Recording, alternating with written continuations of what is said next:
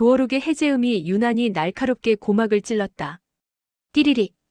그 기계적인 소음 뒤로 현관문이 열리자 익숙해야 할 집안의 공기가 낯선 타인의 날숨처럼 서늘하게 얼굴을 덮쳤다. 서연은 품에 안은 생후 2주 된 딸 지우를 고쳐 안았다. 3.2kg의 작은 생명체였지만 출산으로 벌어진 골반과 너덜너덜해진 손목. 인대에는 수십 킬로그램의 납덩이처럼 느껴졌다. 회음부 절개 부위가 아물지 않아 걸음을 뗄 때마다 날카로운 통증이 하복부를 관통했다. 그것은 자신이 엄마가 되었다는 증거이자 이 집으로 돌아오기 위해 치른 처절한 대가였다. 왔어? 고생 많았지. 안방 문이 열리고 남편 우진이 걸어 나왔다. 서연은 반사적으로 남편의 얼굴을 훑었다. 불과 2주 전 조리원에 들어갈 때만 해도 탄력 있던 그의 볼살이 움푹 패여 있었다. 단순히 다이어트가 된 게 아니었다. 셔츠 위로 드러난 목선은 앙상했고 눈 흰자 위에는 모세혈관이 터져 붉은 실핏줄이 그물처럼 얽혀 있었다. 만성적인 수면 부족 혹은 극심한 스트레스에 시달린 사람의 전형적인 안색이었다.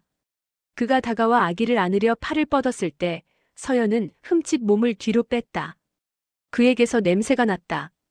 향수나 비누 냄새가 아니었다. 며칠 동안 환기되지 않은 방에서 배어나온 듯한 눅눅한 채취, 그리고 그 위를 덮으려 애쓴 강한 구강청결제 향이 섞인 기묘한 불협화음이었다. 당신 어디 아파? 왜 이렇게 말랐어? 아니야. 혼자 있으니까 밥 챙겨 먹기 귀찮아서. 얼른 들어와. 지우 춥겠다. 우진은 서연의 눈을 똑바로 응시하지 못했다. 그의 시선은 서연의 어깨 너머 현관 중문의 불투명 유리에 머물러 있었다. 거실은 지나칠 정도로 완벽했다.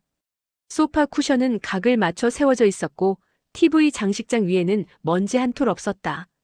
리모컨조차 오차 없이 일렬로 정렬되어 있었다. 서연이 출산 직전 강박적으로 청소해두고 간 그 상태 그대로였다. 하지만 그것이 오히려 기괴했다. 사람이 2주 동안 먹고 자고 생활한 공간이라면 의뢰 있어야 할 생활의 소음들이 완벽하게 소거되어 있었다. 마치 범죄 현장을 락스로 닦아낸 후 증거인멸을 완료한 공간처럼 적막했다. 화장실 좀 쓸게. 서연은 아기 침대에 지우를 눕히고 욕실로 향했다. 오로에로 CHIA가 왈칵 쏟아지는 느낌에 불쾌감이 치밀었다. 자국 내벽이 탈락하며 나오는 분비물은 여전히 그녀가 환자임을 상기시켰다. 욕실 문을 열자 코를 찌르는 락스 냄새가 비강을 자극했다. 바닥 타일 사이의 줄눈이 눈부시게 하얗다. 남편은 평소 화장실 청소를 즐기지 않았다. 그런데 이토록 집착적으로 닦아놓았다니. 서연은 세면대에서 손을 씻다가 문득 발밑에 배수구를 내려다보았다. 물이 빠져나가는 육아유 마이너 스트랩 덮개가 미세하게 들려 있었다. 스테인리스 덮개 틈새로 무언가 거무튀튀한 것이 보였다. 서연은 욱신거리는 허리를 굽혀 떨리는 손끝으로 덮개를 들어올렸다. 그것은 머리카락 뭉치였다. 배수구 거름망의 플라스틱 돌기에 엉겨붙은 물때와 비누 찌꺼기로 떡이 된 머리카락. 서연은 숨을 멈추고 휴지로 그것을 집어 올렸다. 조명 아래 비친 머리카락은 명백한 갈색이었다. 뿌리 부분은 검지만 끝으로 갈수록 잦은 염색으로. 큐티클이 손상되어 푸석하게 탈색된 전형적인 30대 여성의 긴 머리카락. 서연은 자신의 머리카락을 만져보았다. 임신 중 염색을 피하기 위해 유지해온 귀 밑 3cm의 새까만 흑발. 명백한 대조였다. 심장이 불규칙하게 요동치기 시작했다. 입안에서 쇠맛이 났다.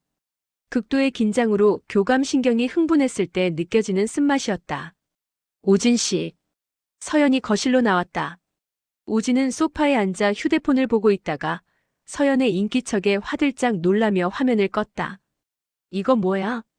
서연이 휴지에 싼 머리카락 뭉치를 테이블 위에 던지듯 올려놓았다. 오진의 시선이 휴지로 향했다가 0.5초 만에 다시 서연에게로 튀어올랐다. 동공이 미세하게 확장되었다. 아, 그거. 누나야. 누나. 형님? 지난주에 당신 좋아하는 장조림이랑 반찬 갖다 주러 왔었어. 온 김에 보일러 점검도 좀 봐주고. 땀 많이 흘렸다고 샤워하고 갔어. 오진이 마른 침을 삼켰다. 목울대가 크게 위아래로 움직였다. 형님은 쇼컷이다. 그리고 시댁은 차로 3시간 거리였다. 굳이 여기까지 와서 샤워를 하고 간다? 논리적으로 말이 되지 않았다. 하지만 지금 당장 그를 몰아세우기엔 물증이 부족했다. 서연은 가만히 남편의 눈을 응시했다. 오지는 시선을 피하며 괜히 손톱 거스러미를 뜯었다. 그래. 알겠어. 서연이 짧게 대답하자 오진의 어깨가 눈에 띄게 이완되었다. 그 안도감이 서연의 가슴에 비수처럼 꽂혔다. 그날 밤 집은 무덤처럼 고요했다. 지우의 새근거리는 숨소리만이 유일한 생명력처럼 느껴졌다. 서연은 잠들지 못하고 거실로 나왔다. 달빛이 스며든 장식장에 결혼사진 액자가 놓여 있었다. 그런데 이상했다. 두 사람이 환하게 웃고 있는 그 액자가 정면을 보지 않고 벽 쪽으로 약 15도가량 비스듬히 젖혀져 있었다. 마치 누군가가 그 행복한 표정을 정면으로 마주하기 힘들어 손가락으로 툭 쳐서 시선을 돌려놓은 것처럼. 서연은 액자를 바로잡으려다 손을 멈췄다. 액자 뒤편에 먼지가 쌓이지 않은 깨끗한 자국이 선명했다. 최근에 누군가 건드렸다는 증거였다. 다음 날 아침 오지는 평소처럼 정장을 입고 출근했다. 그가 나가고 도어록이 잠기는 소리를 듣자마자 서연은 옷을 갈아입었다.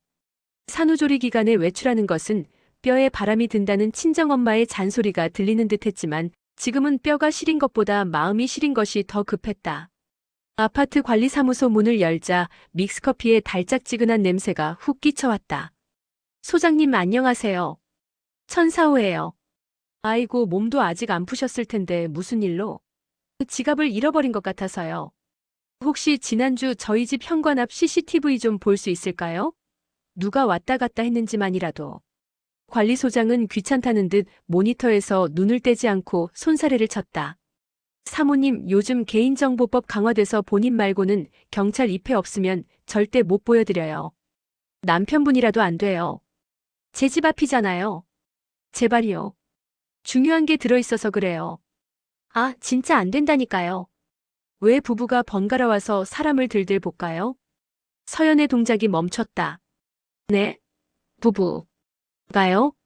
소장은 아차 싶은 표정으로 입을 다물려다 이미 뱉은 말을 주워 담을 수 없음을 깨닫고 퉁명스럽게 덧붙였다. 아니, 일주일 전인가? 바깥 양반도 와서 한참 확인하고 갔어요. 도둑 든 것 같다고. 그때 확인 안 되셨나? 댁에서 서로 말 안 해요? 서연의 손끝이 차갑게 식어 들어갔다. 오진이 CCTV를 봤다. 일주일 전에. 어젯밤 그는 누나가 왔었다고 했다. 누나가 온 게 사실이라면 혹은 떳떳한 손님이었다면 굳이 도둑 핑계를 대며 CCTV를 확인할 이유가 없다. 그가 확인한 건 누가 왔는지가 아니라 자신이 데려온 누군가가 CCTV 사각지대로 잘 들어왔는지 혹은 기록이 남았는지를 검증하려던 것이었다. 아, 남편이 확인했었군요. 제가 깜빡했네요. 서연은 도망치듯 관리실을 빠져나왔다. 엘리베이터 거울 속 자신의 얼굴이 백지장처럼 하얗게 질려 있었다. 그녀는 떨리는 손으로 휴대폰을 꺼내 오진의 회사 대표 번호를 눌렀다. 몇 번의 신호음 끝에 상냥한 여직원의 목소리가 들렸다. 네, 미래건설입니다. 안녕하세요. 박우진 과장님 좀 부탁드릴게요. 급한 가족 용건이 있어서요. 수화기 너머에서 잠시 정적이 흘렀다. 아, 죄송합니다, 사모님. 박 과장님 오늘 종일 외부 현장 미팅 일정 잡혀 있으신데요. 아침에 본사 안 들르시고 바로 현장으로 출근하셨습니다. 오늘 아침 우진은 분명 회사에 가서 결제받을 게 산더미라며 넥타이를 메고 나갔다. 현장 미팅이라면 작업복을 챙기거나 편한 복장이었어야 했다. 서연의 뇌리에 지난 2주간 남편이 보냈던 짧고 건조한 문자 메시지들이 스쳐 지나갔다. 오늘도 야근이야. 회사에서 자고 갈게. 그 모든 텍스트들이 알리바이를 위한 치밀한 건축물처럼 느껴졌다. 서연은 휴대폰을 쥔 손에 힘을 주었다. 단순히 여자가 생긴 문제가 아니다. 남편은 지금 거대한 거짓말의 늪에 빠져 있다.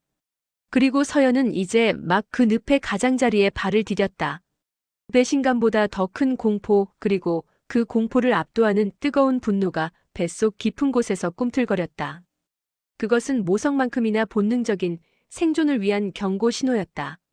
사흘이라는 시간은 정지된 혈액처럼 끈적하고 더디게 흘렀다. 서연은 거실 소파 깊숙이 몸을 파묻은 채 현관 도어록을 응시하고 있었다. 시계 바늘이 밤 10시를 넘어서고 있었다. 거실 형광등은 꺼둔 채 주방 쪽에서 새어나오는 간접 조명만이 그녀의 반쪽 얼굴에 그림자를 드리웠다. 식탁 위에는 식어버린 국과 말라비틀어진 밥알이 담긴 공기가 덩그러니 놓여 있었다. 띠리링 마이너스 척. 도어록이 해제되는 소리와 함께 우진이 들어왔다. 그의 어깨는 중력에 짓눌린 듯 축 처져 있었고 걸음걸이는 술에 취하지 않았음에도 미세하게 비틀거렸다. 서연은 앉은 자세 그대로 고개만 돌려 남편을 맞았다. 왔어? 안 자고 있었네. 지우는? 방금 잠들었어. 씻고 와. 밥 차려줄게. 서연의 목소리는 건조했다. 감정이 제거된 사무적인 톤이었다. 우진은 넥타이를 느슨하게 풀며 소파 맞은편 스툴에 힘없이 주저앉았다. 아니야, 생각 없어. 오늘 너무 피곤하네. 피곤하겠지. 하루 종일 회사에 있었으니까. 서연이 툭 던진 말에 우진이 넥타이를 풀던 손을 멈췄다. 그렇지. 결산 시즌이라 정신이 없네. 이상하네. 아까 당신 부서로 전화했었어. 김 대리님이 봤던데 당신 오늘 하루 종일 외부 미팅이라고 하던걸. 자리에 없었다며. 공기가 순식간에 얼어붙었다. 우진의 동공이 급격히 수축했다가 이내 불안하게 흔들렸다. 안면 근육이 경직되며 입술 주변이 파르르 떨렸다. 전형적인 급성 스트레스 반응이었다. 그는 마른 세수를 하며 시선을 바닥으로 떨궜다. 그게 현장 갔다가 바로 퇴근한 거야. 굳이 회사 다시 들어갈 필요 없어서. 거짓말. 서연의 단호한 한마디가 우진의 변명을 잘랐다. 그녀는 테이블 위에 올려둔 사흘 전 발견했던 머리카락 뭉치가 담긴 휴지를 손가락으로 톡톡 두드렸다. CCTV는 왜 혼자 확인했어? 이 머리카락 누구 거야? 그리고 당신 요즘 왜 내 눈을 못 봐? 나한테 뭐 숨기는 거 있지? 질문은 화살처럼 빠르고 정확하게 우진의 방어 기제를 타격했다. 우진의 호흡이 거칠어졌다. 과호흡 전조 증상이었다. 그가 입을 떼려는 찰나 재킷 안주머니에서 진동이 울렸다. 테이블 위에 올려진 스마트폰 화면이 번쩍이며 인사팀 최 과장이라는 이름이 떴다. 이 시간에 인사팀 전화. 불길한 징조였다. 우진은 전화를 받지 않으려 했지만 서연의 시선이 화면에 고정되어 있었다.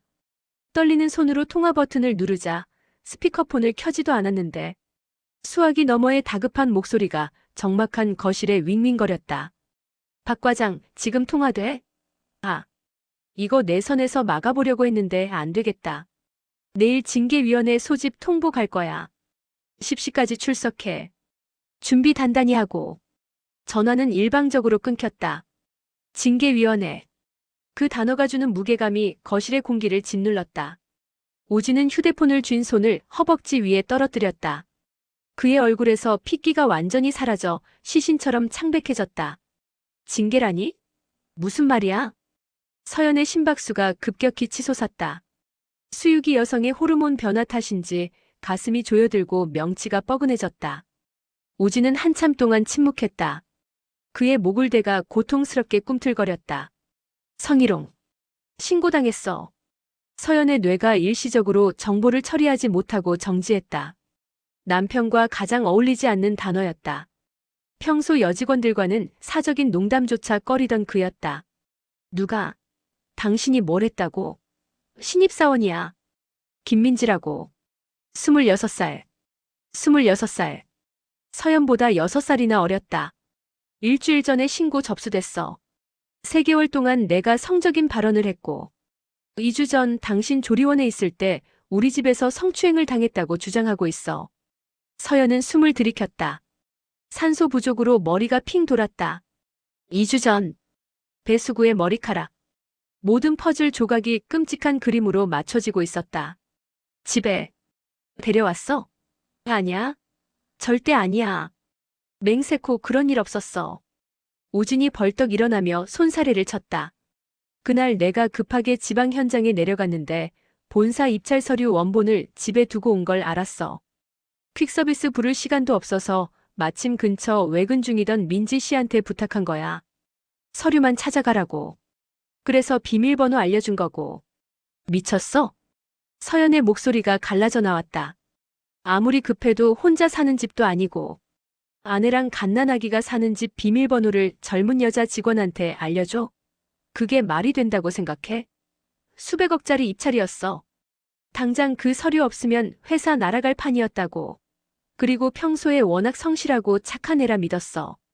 서류만 가지고 나갔다고 했고. 오진도 억울함에 목소리를 높였다. 그의 항변은 논리적이었지만 감정적으로는 최악의 선택이었다. 고성이 오가자 안방에서 날카로운 울음소리가 터져나왔다. 지우였다. 부모의 싸움이 만들어낸 긴장된 파동이 아기에게 전달된 것이다. 으앙. 아기의 울음소리는 사이렌처럼 서연의 모성 본능을 강제로 깨웠다. 서연은 입술을 깨물며 우진을 노려보았다. 그녀의 눈빛에는 실망을 넘어선 경멸이 담겨 있었다. 당신 진짜 최악이야. 서연은 거실을 가로질러 안방으로 뛰어들어갔다. 어둠 속에서 자지러지게 우는 아기를 들어올려 가슴에 품었다. 작고 뜨거운 체온이 느껴지자 팽팽했던 신경줄이 툭 끊어지는 듯했다. 아기의 등을 토닥이는 서연의 손은 기계적이었지만 눈가는 바짝 말라 있었다. 너무 큰 충격은 눈물조차 허락하지 않았다. 대신 위산이 역류의 식도가 타들어가는 듯한 통증만이 생생했다. 거실 소파에 남겨진 우진은 머리를 감싸쥐고 몸을 웅크렸다. 무릎 사이로 떨어진 그의 얼굴은 패배자의 형상이었다. 자신의 안일한 판단이 불러온 재앙. 그것이 아내와의 신뢰를 그리고 자신의 인생을 송두리째 흔들고 있었다. 새벽 3시. 서연은 침대 헤드에 기대어 앉아 있었다. 우진은 거실 소파에서 죽은 듯이 잠들어 있었다. 아니, 기절해 있었다. 서연의 품에 안긴 지우는 규칙적인 숨소리를 내며 잠들었지만 서연의 눈은 어둠 속에서 형형하게 빛났다. 남편의 말은 어디까지가 진실일까? 서류 때문에 비밀번호를 알려줬다는 말은 그럴듯했다. 하지만 그 머리카락.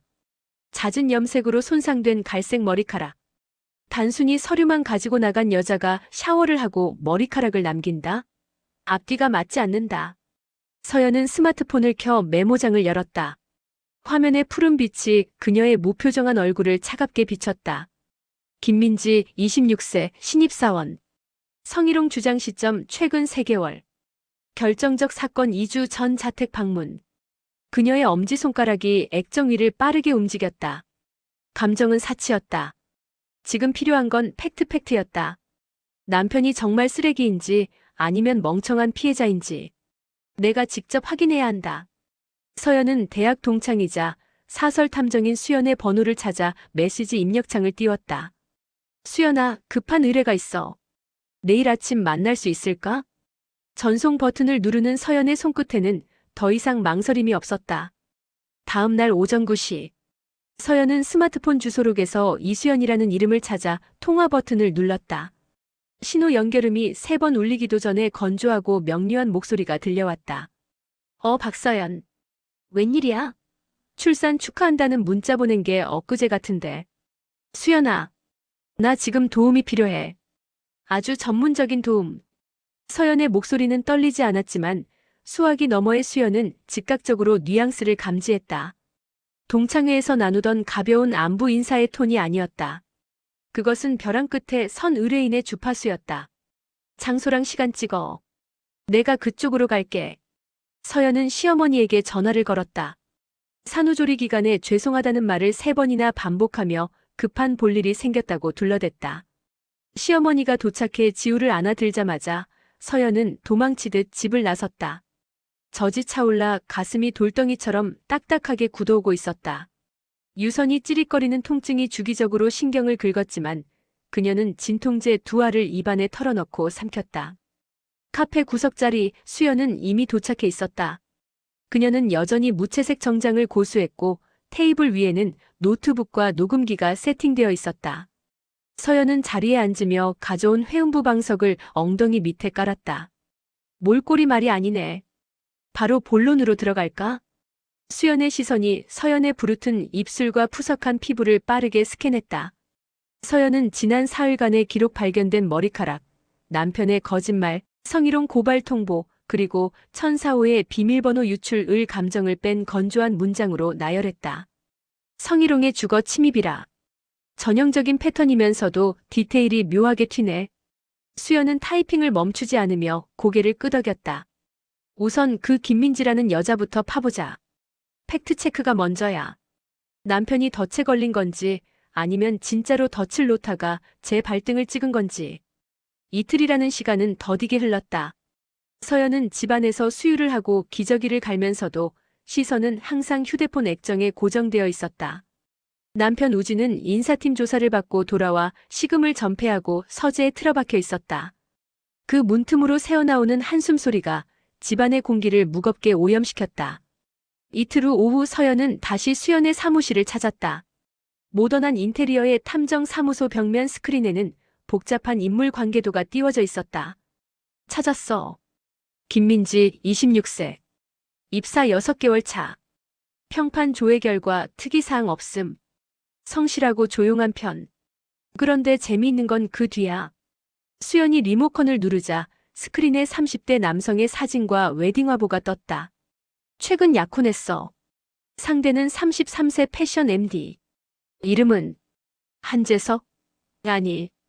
남자는 허수아비고 진짜 배우는 이쪽이야. 민지의 SNS 태그를 역추적해서 찾아낸 멘토이자 약혼자의 누나 혹은 아주 절친한 언니.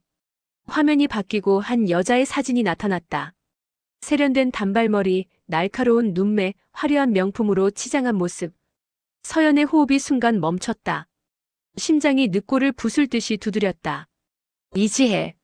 아는 사람이야? 서연은 마른 입술을 혀로 축였다. 잊을 수 없는 이름이었다.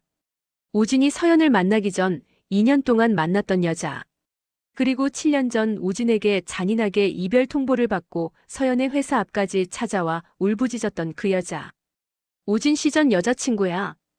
7년 전. 우진 씨가 일방적으로 찼어. 내가 나타나기 전에 이미 마음이 식었다고 했지만 지혜 씨는 받아들이지 못했어. 그때 그녀 눈빛. 살기 같았어. 빙고빙고. 동기가 확실해지네. 과거의 망령이 대리인을 내세워 돌아왔군. 수연은 차가운 미소를 지으며 다음 자료를 띄웠다. 그것은 민지가 회사 인사팀에 제출했다는 카카오톡 대화 내용 캡처본이었다. 김민지 부장님, 제발 그만하세요. 밤에 이러시는 거 부담스럽습니다. 박우진 민지 씨, 내가 마음이 있어서 그래. 우리 집으로 잠깐 올 수 있어? 서연은 화면 속 남편의 대사를 읽으며 구역질을 느꼈다. 평소 우진의 말투가 전혀 아니었다. 그는 맞춤법에 강박이 있어 띄어쓰기를 완벽하게 지키는 편인데 문장 구조가 조잡했다. 이거 봐. 3개월간 지속된 괴롭힘의 증거라는데. 아니야. 우진 씨는 이렇게 말 안 해. 점 하나 찍는 것도 신중한 사람이야. 물론 심증은 그렇지. 하지만 법정에선 물증이 필요해. 자, 여기를 봐. 수연이 이미지를 800% 확대했다. 노란색 말풍선의 테두리가 픽셀 단위로 깨져 보였다. 카카오톡의 공식 배경색 헥사 코드는 해시태그 FE500이야. 그런데 이 캡처본의 노란색은 해시태그 FE600에 가까워. 아주 미세하게 채도가 높지. 그리고 폰트의 안티-엘리어싱 anti-a-liasing 처리가 엉망이야. 글자 외곽선이 뭉개져 있어. 수연은 펜으로 모니터를 두드렸다. 이건 실제 대화가 아니야. 토크메이커 같은 대화 조작 앱으로 만든 시뮬레이션이지. 프로필 사진의 위치도 정품 앱보다 2픽셀 정도 아래로 쳐져 있고. 서연은 멍하니 화면을 응시했다. 남편은 결백했다. 적어도 성희롱에 있어서는. 안도감이 밀려오기 무섭게 더 차가운 공포가 뒷덜미를 잡았다. 조작된 증거. 그리고 이지혜. 서연은 중얼거렸다. 7년 전의 연애사가 26살의 죄 없는 신입사원까지 끌어들여 한 가정을 파탄낼 만큼 거대한 복수국으로 자라났다는 사실이 믿기지 않았다. 우진은 대체 그녀에게 무슨 짓을 했던 걸까? 단순히 헤어지자는 말로는 설명될 수 없는 깊은 원한이 화면 속 이지혜의 웃는 얼굴 뒤에 도사리고 있었다. 확실한 무고야. 하지만 이걸 그냥 터뜨리면 민지만 다치고 배우인 지혜는 빠져나갈 구멍을 만들어뒀을 거야. 꼬리 자르기 선수들처럼. 수연이 서연을 똑바로 바라보았다. 어떻게 할래? 법대로 갈까 아니면 내 방식대로 끝낼래? 서연은 굳어있던 젖가슴의 통증을 느끼며 천천히 고개를 들었다. 그녀의 눈동자에서 출산 후의 무기력함이 걷히고 과거 민원실 팀장 시절의 서늘한 이성이 돌아오고 있었다. 인사위원회. 거기서 끝낼 거야. 모두가 보는 앞에서. 일주일 후 미래건설 본사 15층 소회의실. 공기청정기가 돌아가는 낮은 웅웅거림만이 감도는 밀폐된 공간이었다. 중앙에 긴 마호가니 테이블을 사이에 두고 정막이 팽팽한 고무줄처럼 당겨져 있었다. 우진은 테이블 아래에서 깍지 낀 손을 떨고 있었다. 손바닥에는 다한증 증세처럼 식은땀이 흥건했다. 그 옆에 앉은 서연은 검은색 정장 차림으로 무릎 위에 서류 가방을 올려둔 채 정면을 응시했다. 출산 후 아직 부기가 빠지지 않은 손가락 마디마디가 하얗게 질려 있었다. 맞은편에는 두 여자가 앉아 있었다. 고개를 푹 숙인 채 손톱 거스러미를 뜯고 있는 26세의 김민지. 그리고 그 옆 날카로운 턱선과 명품 트위드 재킷으로 무장한 이지혜. 7년이라는 세월이 흘렀지만 서연은 그녀의 눈빛에 서린 차가운 광기를 단번에 알아봤다. 지혜는 서연을 보며 입꼬리를 미세하게 비틀었다. 명백한 적이었다. 시간 됐습니다. 시작하죠. 인사팀장이 안경을 고쳤으며 침묵을 깼다. 피해자 측 진술하세요. 민지가 입을 때려 했으나 목소리가 나오지 않는 듯 쇳소리만 났다. 옆에 있던 지혜가 민지의 어깨를 감싸주었다. 보호라기보다는 압박에 가까운 손길이었다. 민지 씨가 아직 쇼크 상태라 제가 대신 정리하겠습니다. 박우진 과장은 지난 3개월간 민지 씨에게 업무를 빙자한 사적 만남을 강요했습니다. 결정적으로 2주 전 산후조리 중인 아내를 두고 민지 씨를 자택으로 유인해 강제적인 신체 접촉을 시도했습니다. 지혜의 발음은 아나운서처럼 정확했고 어조에는 확신이 차 있었다. 우진이 반사적으로 자리에서 벌떡 일어났다. 거짓말입니다. 서류가 급해서 비밀번호만 알려줬을 뿐이에요. 집에 들어간 적도 만난 적도 없습니다. 우진의 목소리가 삑사리가 나며 갈라졌다. 극심한 스트레스로 교감신경이 과항진된 탓이었다. 증거가 있나요? 지혜가 차갑게 되물었다. 아파트 CCTV. 확인하셨다면서요? 민지 씨가 들어가는 건 찍혔는데 박 과장님이 들어가는 건 안 찍혔다고 주장하시겠죠? 그런데 공교롭게도 그날 해당 시간대 영상이 삭제되었다고 하더군요. 참 편리하네요. 지혜는 우진이 관리소에서 허탕을 쳤다는 사실까지 알고 있었다. 우진의 얼굴이 흑빛으로 변했다. 분위기가 민지 측으로 급격히 기울었다. 인사팀 위원들이 혀를 차며 우진을 노려보았다. 그때였다. 증거 여기 있습니다. 서연이 침묵을 깨고 자리에서 일어났다. 그녀는 가져온 USB를 회의실 노트북에 꽂았다. 빔 프로젝터가 예열되는 팬 소리가 커지더니 스크린에 거대한 카카오톡 대화 화면이 투사되었다. 민지가 제출한 증거였다. 이게 김민지 씨가 제출한 성희롱 증거입니다. 다들 스마트폰 꺼내서 카카오톡 로딩 화면 한번 봐주세요. 서연은 레이저 포인터로 화면의 노란색 배경을 가리켰다. 카카오톡의 공식 배경색 헥사 코드는 해시태그 FE2500입니다. 하지만 민지 씨가 제출한 이 이미지의 배경색은 해시태그 FE600입니다. 육안으로는 구별이 힘들죠. 서연이 키보드를 눌러 이미지를 800% 확대했다. 스크린 가득 말풍선의 테두리가 나타났다. 보시다시피 글자 외곽선에 안티-엘리어싱 anti-ALIASING 처리가 뭉개져 있습니다. 폰트도 카카오 전용 서체가 아닌 무료 배포용 고딕체와 98% 일치합니다. 이건 실제 대화가 아닙니다. 토크메이커라는 앱으로 만든 시뮬레이션 이미지입니다. 회의실 내의 공기가 순식간에 뒤집혔다. 위원들이 웅성거리며 화면과 자신들의 휴대폰을 번갈아 보았다. 민지의 얼굴이 백지장처럼 하얗게 질렸다. 그녀의 동공이 지진이 난 듯 흔들렸다. 그리고 하나 더. 서연은 다음 슬라이드를 띄웠다. 7년 전 우진과 지혜가 함께 찍었던 사진, 그리고 지혜가 서연의 회사 앞에서 난동을 부렸던 당시의 민원 일지가 화면에 나타났다. 여기 계신 이지혜 씨. 제 남편의 전 연인입니다. 7년 전 이별을 받아들이지 못하고 스토킹 혐의로 신고된 기록이 있습니다. 서연의 시선이 지혜에게 꽂혔다. 이건 성추행 사건이 아닙니다. 과거의 사적인 원한을 갚기 위해 사회초년생인 김민지 씨를 이용해 꾸민 기획된 무고입니다. 지혜의 표정은 흐트러지지 않았다. 그녀는 팔짱을 낀 채 서연을 똑바로 응시했다. 과거의 사기였다는 게 증거가 됩니까? 소설 그만 쓰시죠. 민지가 당한 건 팩트입니다. 뻔뻔했다. 아니, 태연했다. 서연은 지혜를 뚫어져라 쳐다보다가 시선을 돌려 옆에서 입술을 피가 나도록 깨물고 있는 민지를 바라보았다. 민지 씨. 서연의 목소리가 한결 부드러워졌다. 그것은 취조하는 형사의 톤이 아닌 민원실에서 억울한 사람을 달래던 팀장의 톤이었다. 당신 약혼자 아니 이지혜 씨가 시키는 대로 했겠죠. 사랑하니까. 믿으니까. 그런데 민지 씨, 지금 이지혜 씨 표정 한번 보세요. 민지가 천천히 고개를 돌려 지혜를 바라보았다. 지혜는 민지와 눈을 마주치지 않고 정면의 스크린만 노려보고 있었다. 그 눈빛에는 연인에 대한 걱정이 아닌 작전이 실패한 것에 대한 짜증만이 가득했다. 이지혜 씨는 당신을 보호할 생각이 없어요. 이 일이 터지면 무고죄, 위증죄. 모든 책임은 실행범인 민지 씨 혼자 지게 될 겁니다. 정말 당신을 사랑하는 사람이라면 당신을 이런 위험한 범죄의 도구로 썼을까요? 민지의 호흡이 가빠졌다. 과호흡이 오려는 듯 어깨가 들썩였다.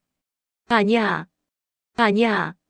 민지가 떨리는 손으로 지혜의 소매를 잡았다. 언니, 뭐라고 말 좀 해봐. 우리 같이 준비한 거잖아. 언니가 시켰잖아. 지혜가 귀찮다는 듯 팔을 거칠게 뿌리쳤다. 무슨 소리야? 내가 억울하다고 도와달래서 온 사람한테. 그 한마디. 그것은 민지의 세계를 무너뜨리는 결정타였다. 민지의 눈에서 참고 있던 눈물이 댐이 터지듯 쏟아져 나왔다. 그녀는 바닥에 주저앉으며 오열했다. 죄송합니다. 부장님은 아무것도 안 하셨어요. 다 거짓말이에요. 회의실은 아수라장이 되었다. 인사팀장이 녹음기를 끄고 자리에서 일어났다. 지혜는 여전히 표정 변화 없이 가방을 챙겨 일어나려 했지만 그녀의 손끝이 미세하게 떨리고 있었다. 서연은 테이블 위에 올려둔 손수건으로 식은땀에 젖은 우진의 손을 덮어주었다. 우진의 맥박이 불규칙하게 그러나 조금씩 안정을 찾아가고 있었다. 서연의 가슴 속 꽉 막혀있던 유선이 뚫리는 듯한 찌릿한 통각과 함께 뜨거운 모유가 수유 패드를 적셨다. 그것은 긴장이 풀리며 찾아온 신체의 솔직한 반응이었다. 지혜 언니가 다 시킨 거예요. 민지의 입에서 터져나온 문장은 파열음처럼 회의실의 건조한 공기를 찢었다. 그것으로 끝이었다. 더 이상의 질문은 필요 없었다. 댐이 무너지듯 쏟아지는 민지의 자백은 구체적이고 적나라했다. 토크메이커 앱의 설치 경로, 지혜가 직접 작성해 건넸다는 A사 3장 분량의 대본, 그리고 서연의 가정에 대한 맹목적인 적의까지. 민지는 기계적으로 마치 암기한 내용을 토해내는 녹음기처럼 사실들을 나열했다. 과호흡으로 인해 횡격막이 불규칙하게 경련하고 있었다. 김민지, 닥쳐. 지혜가 자리를 박차고 일어났다. 우아하게 세팅된 그녀의 단발머리가 헝클어졌다.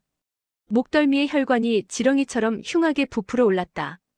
그러나 민지는 멈추지 않았다. 테이블 위에 올려놓은 민지의 휴대폰에서는 지혜의 육성이 담긴 녹음 파일이 재생되고 있었다. 정의 구현 나쁜 놈, 죄책감 갖지 마. 지혜의 목소리는 민지의 공포심을 먹고 자란 악마의 주문 같았다. 인사팀장이 미간을 찌푸리며 넥타이를 거칠게 풀었다. 상황은 종료되었다. 교사범과 실행범. 형법상 무고죄와 업무방해죄가 성립되는 명백한 범죄 현장이었다.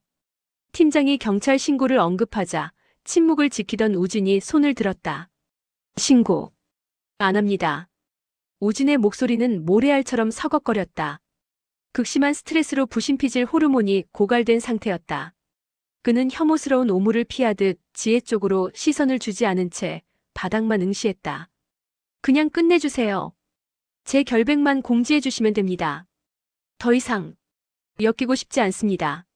그것은 용서가 아니었다. 썩어 들어가는 환부를 도려내려는 필사적인 절단 앰프여테이션이었다. 법적 공방을 이어갈 정신적 에너지가 그에게는 남아있지 않았다. 완벽한 탈진 번아우트. 그는 이미 영혼이 증발해버린 껍데기 같았다. 회의가 종료되고 사람들이 빠져나간 복도는 진공 상태처럼 고요했다. 서연은 화장실에 들렀다 나오는 길에 엘리베이터 홀 구석에 처박히듯 서 있는 지혜를 발견했다. 그녀는 벽에 등을 기댄 채 움직이지 못하고 있었다. 10cm 길이를 신은 종아리 근육이 쥐가 난 듯 미세하게 떨리고 있었다. 극도의 긴장이 풀리며 찾아온 근육마비였다. 서연이 다가가자 지혜가 고개를 들었다. 도끼는 빠져나가고 텅 빈 동공만이 남은 공허한 눈빛이었다. 그녀에게서 짙은 샤넬 향수 냄새와 섞인 시큼한 식은땀 비린내가 났다. 허영과 공포가 뒤섞인 냄새였다. 만족하니? 지혜의 입술이 비틀렸다. 여전히 7년 전의 승패 논리에 갇힌 질문이었다. 서연은 대답 대신 지혜의 흔들리는 동공을 직시했다. 이게 승부로 보여요? 당신은 우진 씨에게 복수한 게 아니에요. 서연의 시선이 회의실 쪽을 향했다. 민지의 울음소리가 희미하게 새어나오고 있었다. 당신을 믿었던 사람과 당신 자신을 파괴했을 뿐이죠. 지혜의 입이 벌어졌지만 성대는 소리를 만들어내지 못했다. 그녀의 눈가가 붉게 충혈되더니 눈물샘이 터진 듯 물기가 고였다. 서연은 더 이상 말을 섞지 않고 엘리베이터 버튼을 눌렀다. 닫히는 문틈 사이로 벽을 타고 주저앉는 지혜의 모습이 잔상처럼 남았다. 며칠 후 집안의 공기는 예전의 평온을 되찾은 듯했다. 그러나 식탁 위의 정적은 무거웠다. 오지는 밥알을 새듯 깨작거리고 있었다. 그는 식탁보의 기하학적 무늬를 검지로 반복해서 문질렀다. 불안을 해소하려는 무의식적인 행동이었다. 서연아. 오진이 어렵게 입을 뗐다. 사실 2주 전 당신 조리원에 있을 때 나 지혜 만났었어. 서연이 물을 마시려던 손을 멈췄다. 오진은 서연의 눈치를 살피며 우연히 카페에서 마주쳤던 일과 1시간 정도 과거 이야기를 나눴던 사실을 털어놓았다. 그의 고백은 변명이라기보다 참회록에 가까웠다. 무서웠어. 당신이 오해할까봐. 그리고 내가 그 애를 괴물로 만들었다는 걸 인정하기 싫어서 숨겼어. 오진의 어깨가 안쓰럽게 굽어 있었다. 그는 완벽한 피해자가 아니었다. 7년 전에 미성숙한 이별 대처가 낳은 업보카머가 부메랑이 되어 돌아온 것이었다. 서연은 입안에 맴도는 쌉싸름한 물맛을 삼키며 남편의 손을 덮었다. 오진은 울지 않았다. 다만 굳어있던 등 근육을 간헐적으로 떨며 마른 흐느낌을 삼킬 뿐이었다. 그림자 속에 숨겨져 있던 마지막 진실의 조각이 비로소 제자리를 찾았다. 식탁 위를 부유하던 침묵의 입자들은 오진의 고백과 함께 바닥으로 가라앉았다. 서연은 말없이 남편의 손등 위로 자신의 손을 포개었다. 오진의 체온은 정상 범위보다 낮았다. 극도의 교감신경 항진 상태가 해제되면서 말초 혈관이 확장된 탓인지 요골 동맥의 맥박은 느리고 규칙적인 리듬을 되찾고 있었다. 미안해. 나도 당신을 온전히 믿지 못했어. 서연의 짧은 사과가 공기 중으로 흩어졌다.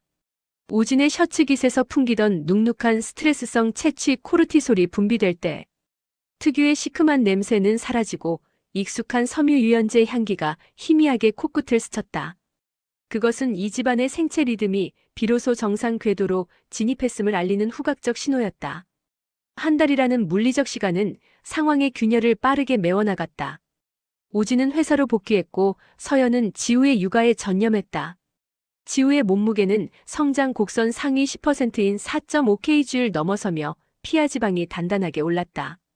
그 견고한 평온을 뚫고 들어온 것은 화요일 오후 서연의 휴대폰 액정에 뜬 김민지라는 세 글자였다. 수화기 너머에서 들려온 목소리는 성대 결절이 의심될 만큼 거칠게 갈라져 있었다. 그녀는 우진에게 차마 연락할 수 없어 서연에게 전화를 걸었다고 했다. 만남을 요청하는 그 목소리는 사죄라기보다 익사 직전에 사람이 보내는 구조 신호에 가까웠다. 이틀 후 집 앞 카페. 서연은 약속 시간보다 일찍 도착해 구석 자리를 잡았다. 잠시 후 유리문이 열리고 들어선 인물은 한 달 전에 신입사원 김민지가 아니었다. 그녀는 신경성 식욕 부진증 에너렉시어 너보서 환자의 전형적인 외형을 하고 있었다. 민지는 쇄골과 견갑골이 앙상하게 드러날 정도로 말라 있었다. 영양실조로 인해 피부에는 솜털 LANUGO이 보일 듯했고 눈 밑에는 불면증이 만든 색소 침착이 검푸르게 내려앉아 있었다. 그녀가 자리에 앉으며 아이스 아메리카노를 주문했지만 빨대에는 입도 대지 못했다. 컵을 쥔 손끝이 제멋대로 떨리는 의도성 진전 증세가 역력했다. 민지는 쉰 목소리로 근황을 토해냈다. 회사는 그만두었다고 했다. 엘리베이터라는 폐쇄된 공간에 들어갈 때마다 찾아오는 공황 발작 때문에 정상적인 근무가 불가능했다는 설명이었다. 진단서 한 장으로 정리된 그녀의 커리어는 허무했다. 지혜와의 관계도 파국을 맞았다. 민지는 건조하게 갈라진 입술을 뜯으며 자신이 철저히 이용당했음을 시인했다. 그녀의 진술에 따르면 지혜에게 민지는 복수를 위한 일회용 건전지에 불과했다. 자신은 진심으로 존경하고 따랐으나 상대방에게 그것은 통제하기 쉬운 감정적 레버리지일 뿐이었다는 깨달음. 그것이 민지의 자존감을 회복 불가능한 상태로 파괴해 놓았다. 거짓말을 하면서도 부장님 눈빛이 흔들리는 걸 봤어요. 좋은 분이라는 걸 알면서도 멈출 수가 없었어요. 민지의 눈에서 눈물이 주르륵 흘러내렸다. 오열은 아니었다. 자율신경계의 조절 기능이 고장난 듯 의지와 상관없이 누선의 ACRIMAL 글랜드에서 수분이 계속해서 배어나오는 생리적 현상처럼 보였다. 서연은 테이블 위에 냅킨을 민지 쪽으로 밀어주었다. 그리고 조심스럽게 민지의 앙상한 손등 위에 자신의 손을 얹었다. 레이노 증후군처럼 차갑게 식어버린 손이었다. 서연의 온기가 닿자 민지의 어깨가 흠칫거렸다. 민지 씨도 피해자예요. 서연의 단호한 한마디는 심리적 심폐소생술과 같았다. 민지는 서연의 손을 생명줄처럼 꽉 움켜쥐었다. 악력은 약했지만 간절했다. 한참을 흐느끼던 민지가 조심스럽게 지혜의 행방을 물었다. 증오하면서도 놓지 못하는 병적인 애증의 잔재였다. 서연은 수연이 보내준 최종 보고서의 데이터를 떠올렸다. 강원도 해안가의 작은 마을. 지혜는 모든 관계를 단절하고 그곳으로 숨어들었다고 했다. 그 정보를 전해들은 민지의 입에서 탄식 같은 한숨이 새어나왔다. 그것은 7년이라는 시간을 복수에 탕진하고 결국 아무것도 남지 않은 가해자에 대한 피해자가 느끼는 기묘한 연민이었다. 민지가 응시하는 창밖 풍경은 봄의 활기로 가득했지만 그녀의 동공은 여전히 그 겨울의 회의실에 머물러 있었다. 하지만 테이블 위 민지의 컵 속에 담긴 얼음은 거의 다 녹아 물이 되어 있었다. 고체였던 고통이 액체로 변해 언젠가는 흐르고 증발할 것임을 암시하는 물리적 변화였다. 서연은 자리에서 일어났다. 카페 문을 열고 나서자 한 달 전보다 확연히 높아진 기온이 피부에 와닿았다. 그녀의 뒤로 길게 늘어진 그림자는 더 이상 어둡지만은 않았다. 2주 후 우진의 세단은 영동 고속도로를 지나 국도 7호선을 달리고 있었다. 조수석의 서연은 차창을 반쯤 내렸다. 타이어가 아스팔트를 긁는 마찰음과 함께 짭조름한 해풍이 차 안으로 들이닥쳤다. 바다 냄새였다. 우진은 핸들을 쥔 손가락 관절이 하얗게 질리도록 힘을 주고 있었다.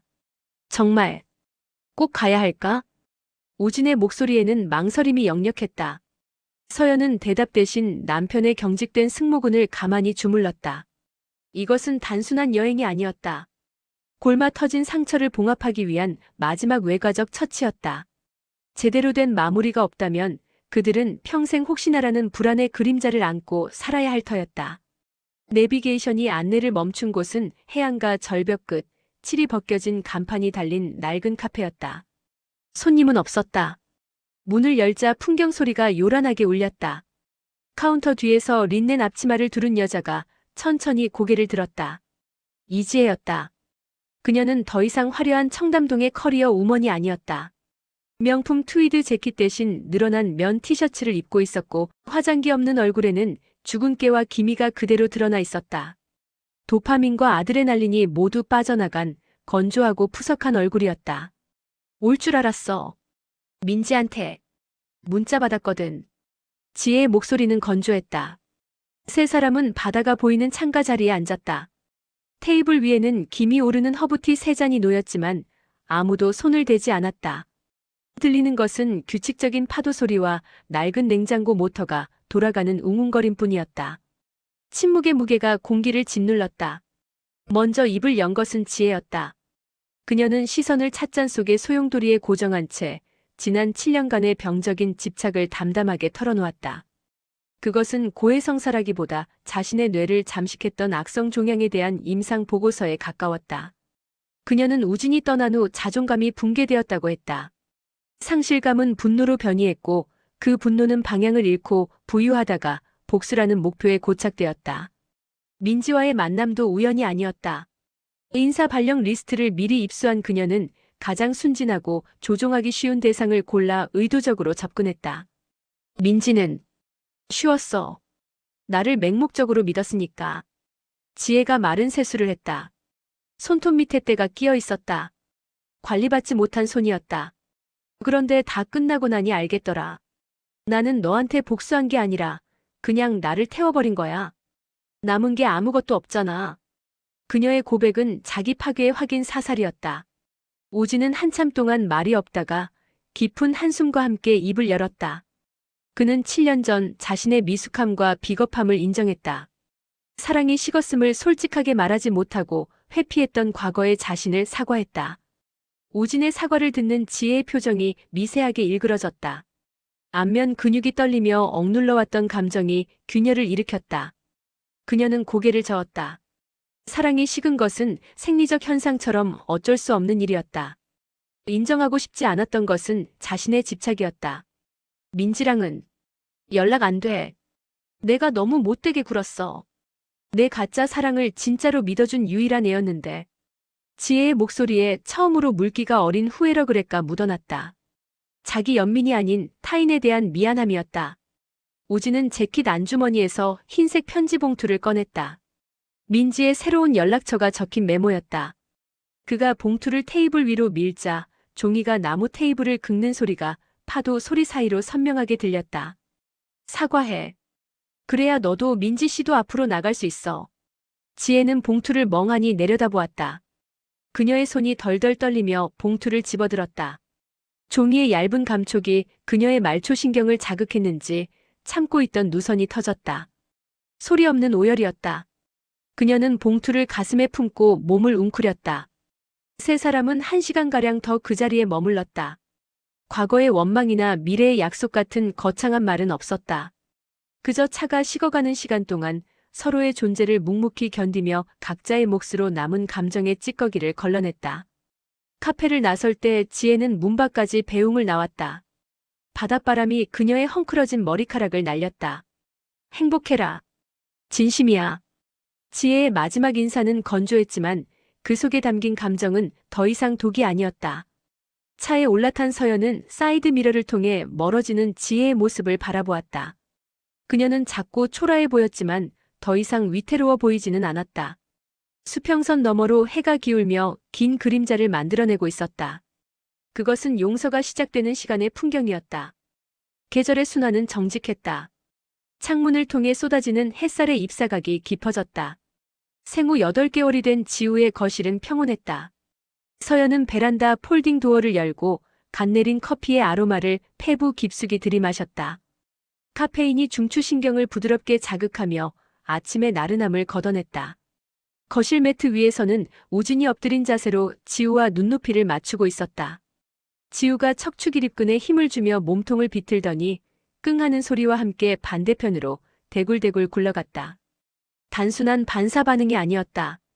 대뇌피질에서 근육으로 이어지는 신경 회로피질 척수로가 수초와 MYELINATION 되며 나타나는 의도적인 대근육 운동이었다.